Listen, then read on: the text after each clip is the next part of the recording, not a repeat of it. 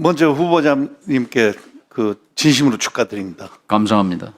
또 한 가지 더 고마운 것은 바로 소통을 남북 관계에 대해서 저한테 물어보고 제가 북을 많이 다녀왔기 때문에 그럼 귀하게 생각합니다. 감사합니다.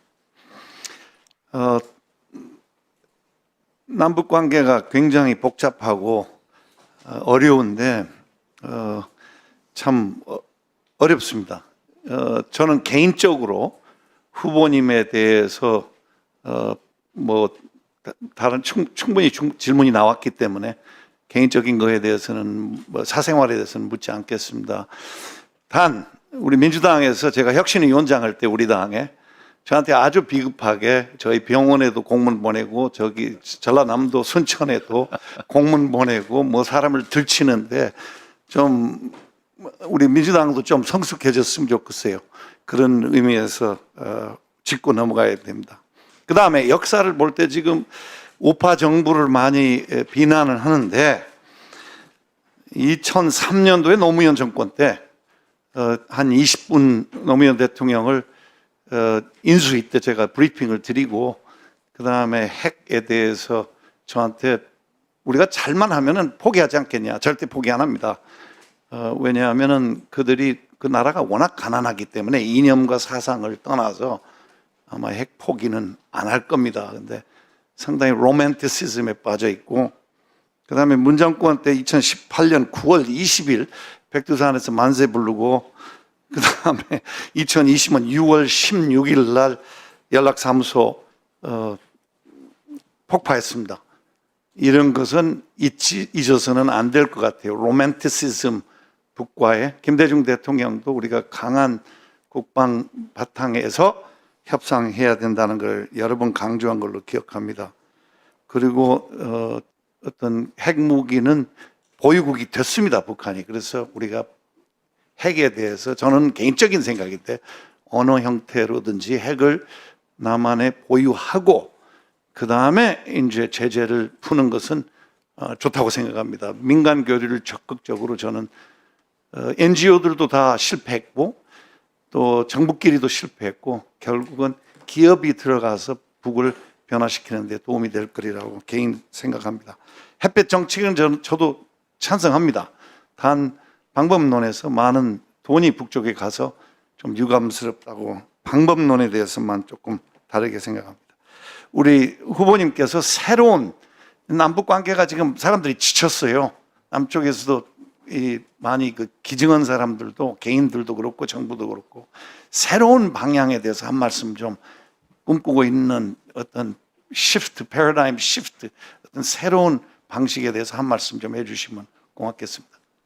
먼저 우리 인요한 의원님께서 정치를 은퇴하면 이북에 가서 우리가 기증했던 의료 장비 수산 일을 해보고 싶다는 말씀 참 감동적으로 들었습니다. 그런 날이 오기를 바랍니다. 그리고 핵 문제 말씀하셨는데 참 시급합니다. 왜냐면요 2025년 7월 14일 지금 이 시간에도 북의 핵시설은 가동되고 있습니다. 영변의 5메가와트 원자로가 돌아가고 있습니다. 지난 30년 동안 6번 거기서 폐연료봉을 꺼냈습니다. 재처리했습니다. 플루토늄 만들어서 핵폭탄 만들었습니다. 그리고 현재 우라늄 시설도 돌아가고 있습니다. 영변에 한 군데 더 짓고 있습니다. 구성 강선에 있습니다. 4군데 우라늄 시설에서 많게는 2,000kg, 적게는 1,300kg의 고농축 우라늄을 이미 추출해서 갖고 있는 걸로 알려져 있지 않습니까? 지금 이 시간도 돌아가고 있는 북한의 핵 능력, 점증하고 있는 능력, 빨리 어떻게 해결할 것입니까? 빨리 대화를 통해서 다시 이것을 멈추도록 하는 일이 시급하다고 생각합니다. 패러다임 시프트 말씀하셨는데요.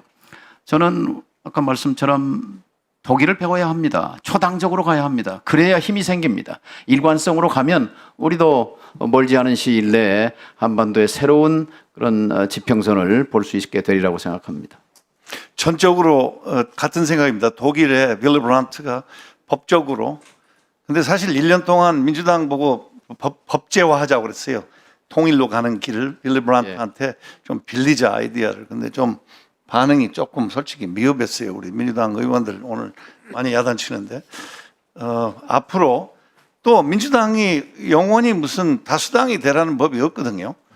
바뀔 수도 있어요. 그래서 그런 차원에서는 그런 생각 가지고 있는 거는 전 전적으로 동의합니다. 그거에 대해서 더 추가로 예. 말씀하실 수 있는. 한정혜 의원님이 말씀하신 것과 또 궤도를 같이 하는데요. 법제화 앞으로 맺어지는 남북 합의서는 다 국회 동의를 또 합의 체결 전에 국회와 충분히 소통하고 협의하고 이것이 저는 중요하다고 생각합니다. 그래야 안정성과 일관성이 확보되기 때문에요.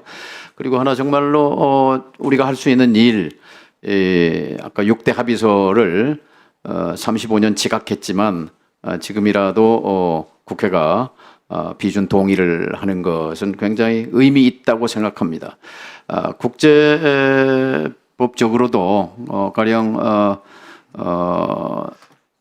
라틴 아메리카 남미 비핵지대화 협정 같은 것은 아마 아르헨티나의 경우에 26년 지난 뒤에 그 비준 동의를 했고 미국이 국제 인권 협약 ICCPR인가요? 그것도 20몇 년 뒤에 비준 동의를 했던 그런 사례도 있기 때문에 35년이 지났지만 박정희 시대의 7.4 공동성명부터 문재인 시대의 9.19 군사 합의까지 이것을 국회가 동의하는 것, 이것이 법제화의 출발점이라고 생각합니다.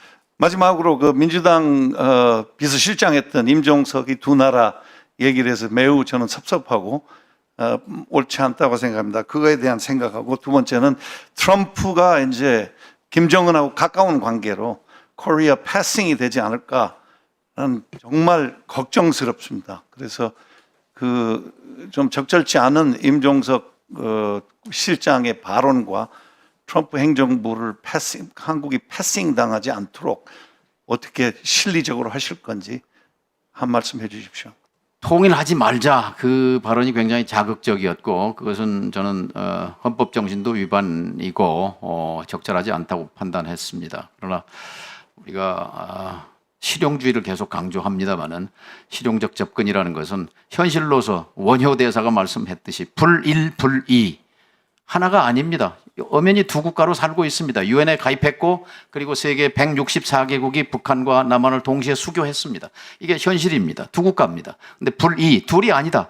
우리 헌법도 그렇고 언젠가는 1300년을 함께 살았는데 80년 떨어져 살았다고 해서 우리가 영구히 분단될 수는 없습니다. 통일은 또 가야 할 길입니다. 그래서 불일 불이 선연의 철학을 이어받아야 한다고 생각합니다. 예, 트럼프 대통령과 김정은 위원장이 저는 늦지 않게 만나기를 희망합니다. 그리고 우리 정부가 적극적으로 지원해야 한다고 생각하고요. 대한민국 정부의 패싱은 있을 수 없는 일입니다. 왜냐하면 우선 간단하게 미국보다는 북한을 더 잘 아는 사람이 우리 대한민국입니다. 우리의 도움 없이 북미 대화가 효율적으로 진행되기 어렵다고 생각합니다. 예, 수고하셨습니다. 오전 마지막 질의가 되겠습니다. 김태호 의원님 질의해